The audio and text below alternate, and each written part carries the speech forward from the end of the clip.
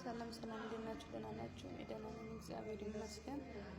እባካችሁ እርዱኝ፣ በልደታ ማርያም ልለምናችሁ። በእግዚአብሔር ሙስሊሞችን ባላ ክርስቲያኖችን በልደታ ማርያም ልለምናችሁ።